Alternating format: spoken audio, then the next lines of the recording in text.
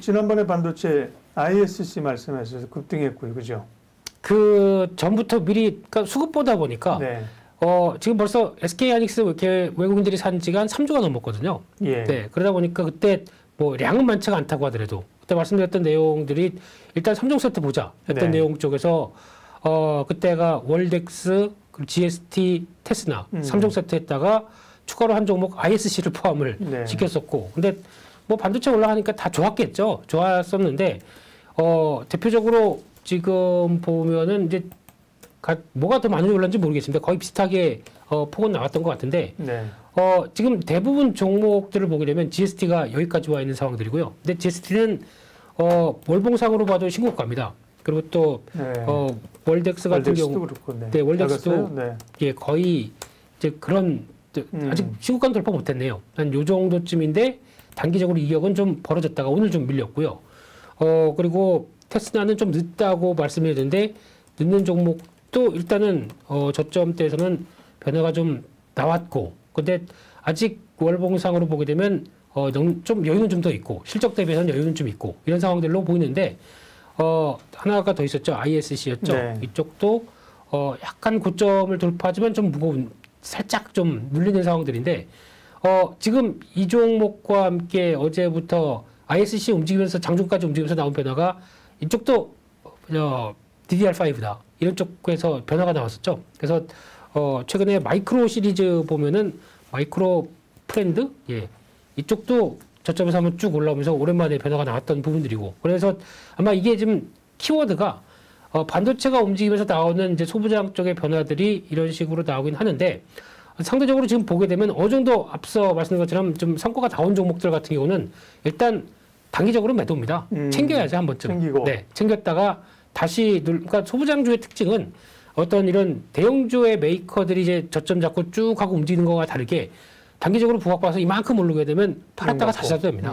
네, 그래서 어느 정도 챙기고 다시 저점을 노리는 게 훨씬 좋지, 거기서 조정 나갔을 때를 그걸 다 받는 것보다는. 그러니까. 네, 그래서 지금 말씀하신 종목들은 잘 갖고 그런 종목을 추가적으로 얘기하시질 않겠어요, 우리 MS 김께서. 그래서 오늘은 이제 새로운 또 반도체 관심 종목을 언급을 해주실 겁니다. 네, 근데 네, 좀 질질 끌어야죠. 아, 그래요? 네, 근데 보니까 오늘 삼성전자에서 이제 또 미국의 반도체 공장 확정지었죠. 이게 텍사스주 테일러시라고 얘기를 합니다. 네. 네, 지난해 오스틴 이쪽도 텍사스주죠. 텍사스죠. 네, 그래서 이제 중부 발음이 여기서 나온 텍사스 이런 주기인데요. 네. 근데 여기서 주기 있게 잘 보시게 되면은 앞으로 삼성전자의 이 테일러시 공장이 무슨 일을 할 것인가가 여기 답이 나옵니다.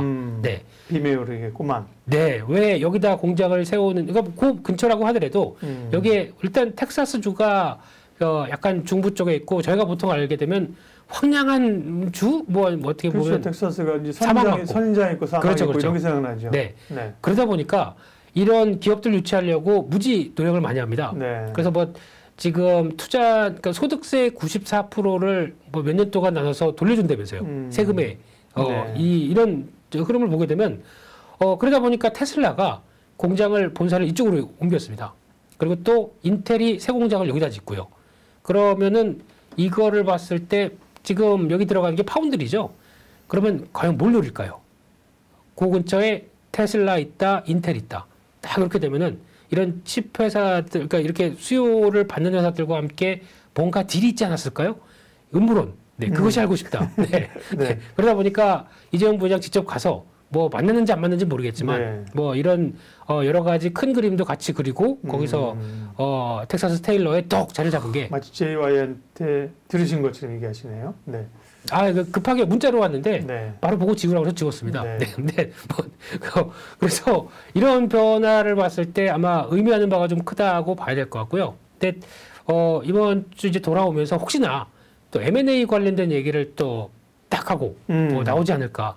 네, 또 한번 힘들게 출장 갔으면 그런 것도 좀 마무리 지고 올 수가 있었지 않았을까 싶은데. 워낙 이제 덩어리가 커서요. 네. 이제 반도체 사료관에서 몸값이 많이 올라가서 쉽지는 않은 것 같습니다. 그죠? 어쨌든 그래서 지금까지 얘기가 나오는 게 그래서 이제 금액은 책정을 해놨는데 가격이 그러다 보니까 네. 뭐 딜을 계속하다가 특히 예전에 삼성전자가 저희가 지금은 바라볼 수도 없는 회사 ASML 이거 90년대인가요? 이때 그러니까 인수하려고 했던 회사였습니다. 이게 대박인데 그죠? 샀었으면 삼성전자 지분법만 해도 얼마가 났을까요? 네, 그래서 그거에 대해서 뭐 땅을 치고 후회한다.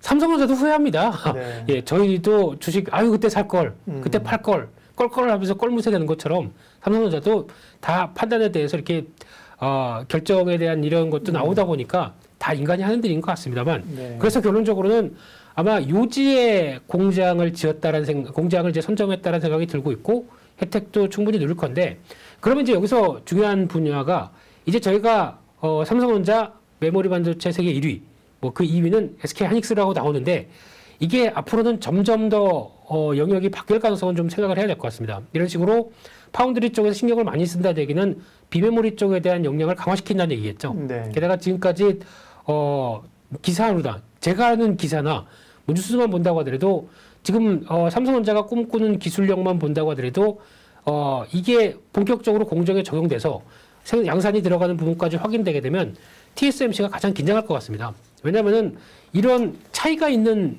기술력과 함께 차이가 있어 같은 뭐 5나노급, 3나노급까지 들어간다고 하더라도 어떤 지금 뭐 발주하는 쪽에서 차라리 이렇게 되면은 훨씬 더 효율이 좋은데 삼성 거 쓸래? 그러면은 또 바뀔 수가 있는 분위기겠죠. 그런 쪽에서 비메모리 영향은 더 커질 것 같고, 게다가 SK 하이닉스마저도 이제는 비메모리 또 한다고 그러죠, 그쪽도. 키파운드리죠. 네, 이쪽 들어오기 시작하면서 이제 과거에는 지분만 인수했지 않습니까? 뭐 40% 인수하고 그렇다고 목소리도 맘대로 못 내고. 네. 근데 이제 SK텔레콤이 중간 지수 역할로 들어오다 보니까 이제 신나게 M&A나 번 돈 가지고 뭔가 계속 변화를 꿈꿀 수 있겠죠. 근데 이 초점들이 다 비메모리 쪽으로 맞춰간다라고 하게 되면 앞으로 비메모리 쪽은 할 일이 많을 거고, 그에 따라서 수혜를 받는 쪽들도, 그러니까 메모리와 비메모리가 같이 연결되는 쪽이 가장 좋을 것 같습니다. 네. 그런 게 지난번에 말씀드린 종목들도 약간 다 다는 아니지만 두어 종목은 다 이런 쪽에 포함이 돼 있고요. 근데 오늘 보는 종목 중에 하나가 또 그쪽이 들어오는데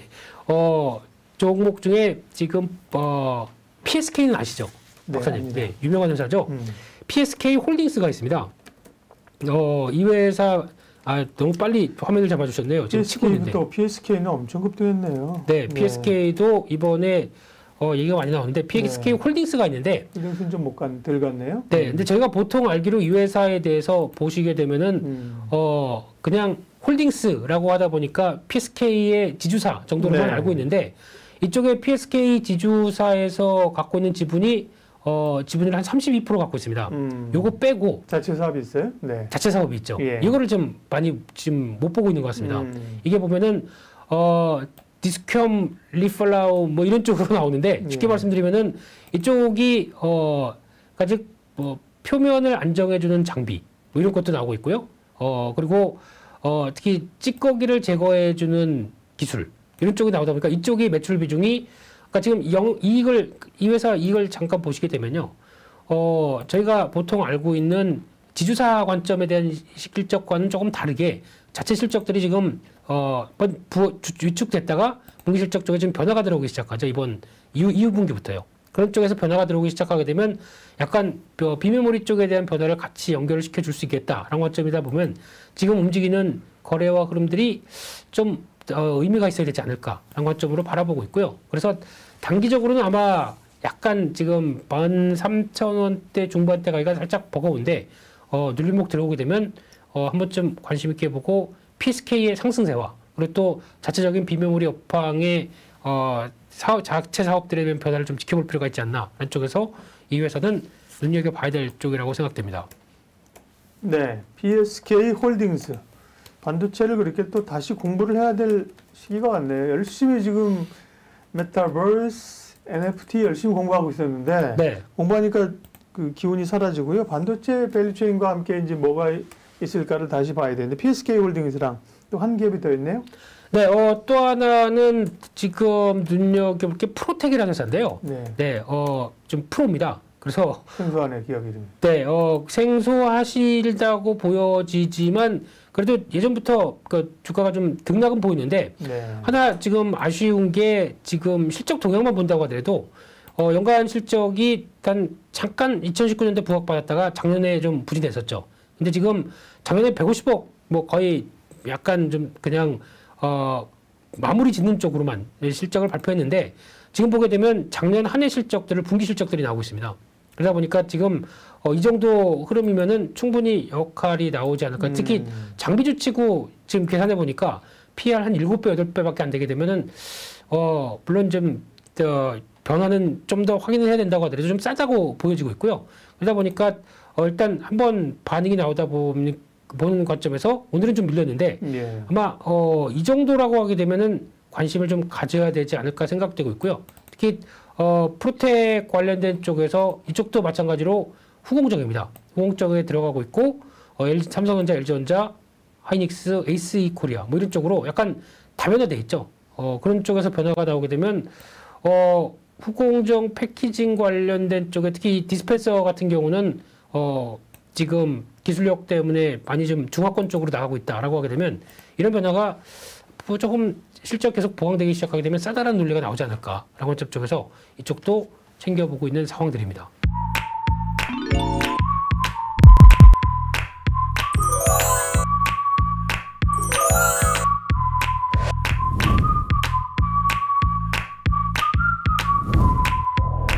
개인 투자자를 위한 진실된 방송 한국증권TV가 구독자 여러분을 새롭게 찾아갑니다. 확 바뀐 한국증권TV의 다양한 콘텐츠를 직접 경험해보세요. 한국증권TV에서 만나요.